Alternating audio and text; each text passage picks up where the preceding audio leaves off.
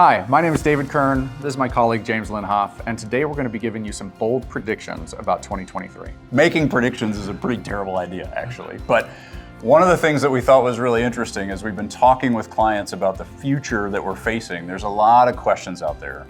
And one of the things that we can say with a lot of confidence is there's going to be something in 2023 that we're afraid of. There's always something that scares us, that gives us reason to believe that the future is bleak, that things are going to fall apart. And my guess is, and this is my prediction, we're going to have a name for it. Think about the things we've named in the past, like the fiscal cliff, or the government shutdown, or the taper tantrum. There's going to be something like that in 2023 that we don't know what it is yet, but we're all going to be scared of it at the same time. It's a great prediction. I just hope they don't name it something like a murder hornet or something really dramatic like that. That'd be horrible. Right. That'd be really scary. Right. But on a more serious note, we do believe that the Federal Reserve is probably going to end their tightening cycle at some point in 2023. And this is great news because it would mean that we've gotten inflation under control. It's been tampered down. But we also think that might come at a cost. In the words of Fed Chair Jerome Powell, it's likely that the US economy will be mostly sluggish for the next 6 to 12 months. Yeah, so that means recession.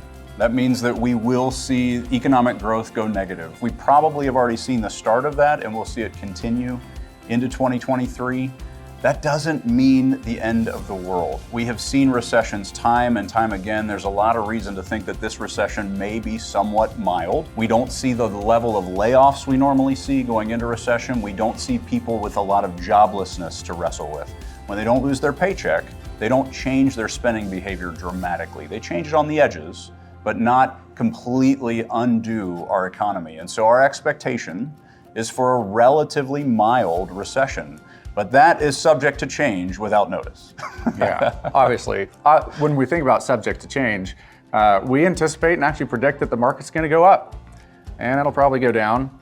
And it'll probably go up again. Yeah. And maybe even go down again. To borrow an analogy from one of my favorite authors, speakers, and podcasters, James Linhoff. Oh, geez. The market is like a boy walking up a hill with a yo-yo.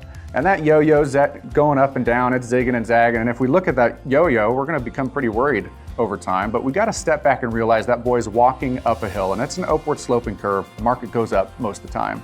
So we don't know where the market will end in 2023, but we do think it's going to be a pretty volatile year. And it's going to be volatile for a lot of reasons. One, we don't know how quickly the Fed is going to have to start cutting rates after they end their rate hike cycle. We also don't know how deep the recession is going to be. So there's a lot of digesting we're going to have to do in 2023.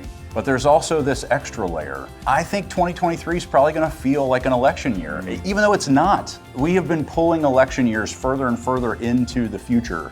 We keep talking about election cycles even when they're a year and a half or 2 years away. And so even though the presidential election isn't until 2024, it's going to be a lot of what we talk about in 2023.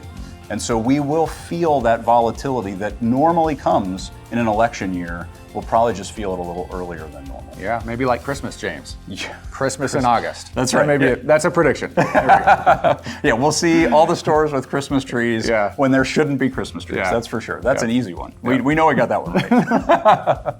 So hey, this is the deal. We have some of these predictions that are kind of fun, some of them that are real and we think are probably pretty reasonable to believe.